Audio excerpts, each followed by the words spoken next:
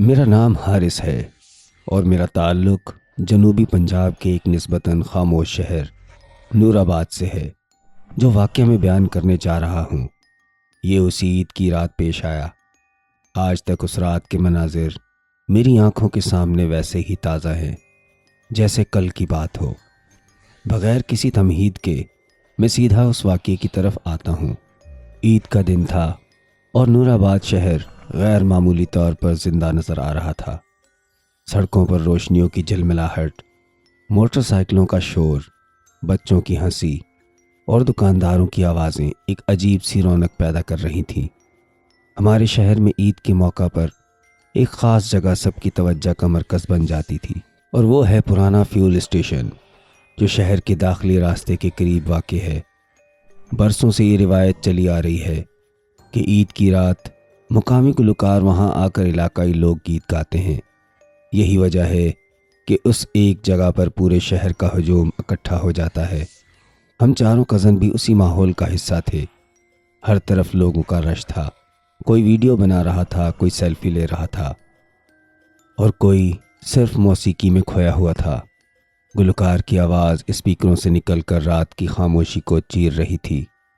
میں اس سب کو غور سے دیکھ رہا تھا کیونکہ یہ نور آباد میں میری پہلی عید تھی۔ اس سے پہلے میں ایک بڑے شہر میں رہ چکا تھا جہاں عید کی رونق کچھ اور ہی انداز کی ہوتی تھی، مگر یہاں کی سادگی اور اپنائیت مجھے اچھی لگ رہی تھی۔ کچھ دیر بعد جب ہم نے کافی انجوائے کر لیا تو میرے کزن سعد نے اچانک ایک تجویز پیش کی۔ اس نے کہا کہ شہر سے فاصلے پر ایک پارک ہے جہاں اس وقت بالکل سناٹا ہوگا اور ہم وہاں جا کر مزے کی ویڈیوز بنا سکتے ہیں۔ شروع میں بات عام سی لگی، مگر جب اس نے بتایا کہ وہ پارک یہاں سے تقریباً آدھے گھنٹے کی ڈرائیو پر ہے تو ہم سب لمحہ بھر کو رک گئے۔ رات کافی ہو چکی تھی مگر عید کا جوش ہمیں روکنے نہیں دے رہا تھا۔ میں نے تھوڑا سوچا، مگر چونکہ میں پہلے بڑے شہر میں رہ چکا تھا اور رات کو باہر نکلنا میرے لیے کوئی نئی بات نہیں تھی، اس لیے میں نے بھی حامی بھر لی۔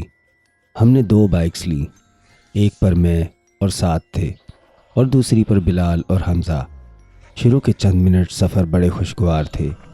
سڑک پر ابھی بھی کبھی کبھار گاڑیاں گزر رہی تھی، دکانوں کی روشنیاں آہستہ آہستہ پیچھے چھوٹتی جا رہی تھی اور شہر کا شور دھیرے دھیرے کم ہو رہا تھا۔ جیسے جیسے ہم آگے بڑھ رہے تھے ماحول بدلتا جا رہا تھا، آبادی کم ہوتی جا رہی تھی، دکانیں ختم ہو چکی تھی اور سڑک کے دونوں طرف کھیت اور کھلے میدان شروع ہو گئے تھے۔ ابھی ہمیں نکلے ہوئے 10 منٹ بھی نہیں ہوئے تھے کہ اچانک ہماری بائک نے جھٹکا لیا اور بند ہو گئی۔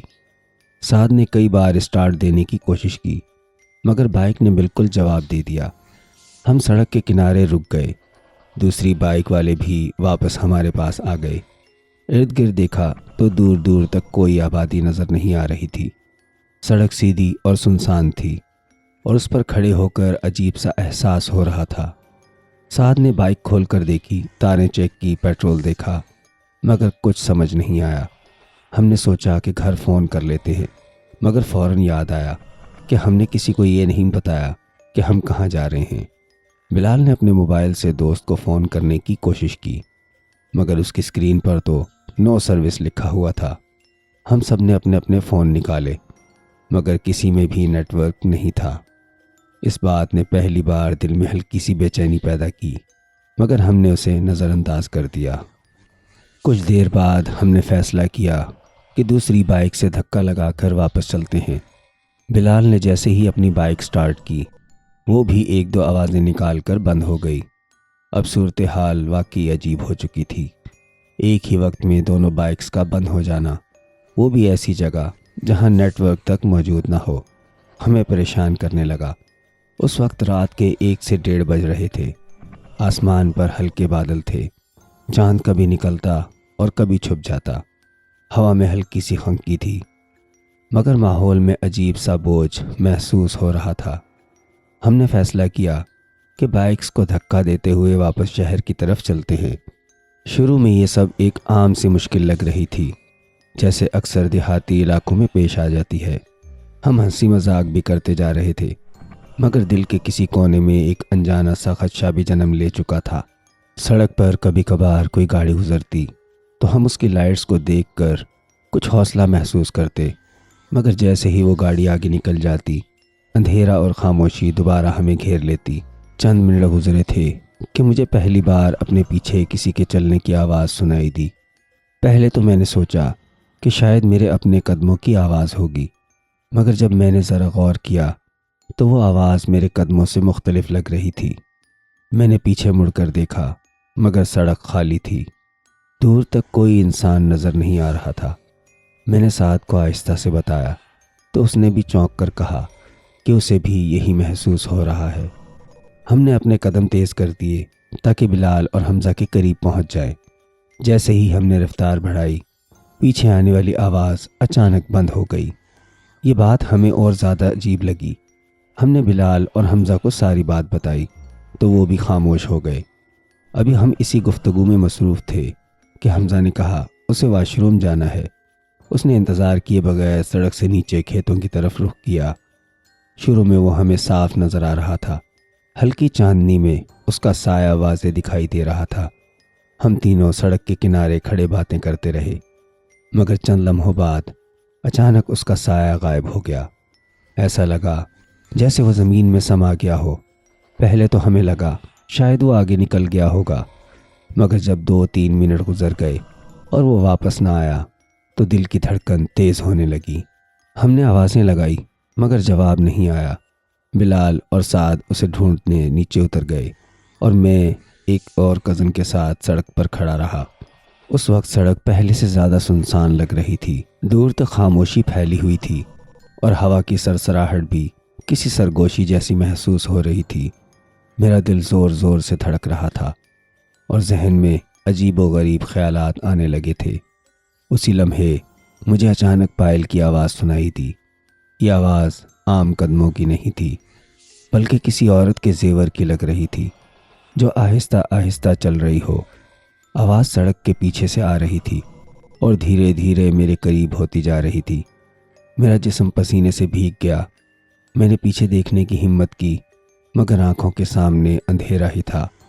جیسے ہی آواز بہت قریب پہنچی، میں نے خوف کے مارے آنکھیں بند کر لی اور دل ہی دل میں دعائیں پڑھنے لگا۔ یہ وہ لمحہ تھا جب مجھے پہلی بار یقین ہونے لگا کہ ہم کسی عام صورتحال کا سامنا نہیں کر رہے، بلکہ یہ رات اپنے اندر کوئی ایسا راز چھپائے ہوئے ہے جو ہمیں ابھی پوری طرح سمجھ نہیں آیا تھا۔ آنکھیں بند کیے میں وہیں ساکت کھڑا رہا۔ دل اس زور سے دھڑک رہا تھا کہ یوں لگتا تھا جیسے سینہ پھاڑ کر باہر آ جائے گا۔ پائل کی آواز جو چند لمحے پہلے میرے کانوں میں صاف گونج رہی تھی، اچانک مکمل خاموشی میں بدل چکی تھی۔ یہ خاموشی عام خاموشی نہیں تھی، بلکہ ایسی تھی جو انسان کے اندر تک اتر جائے۔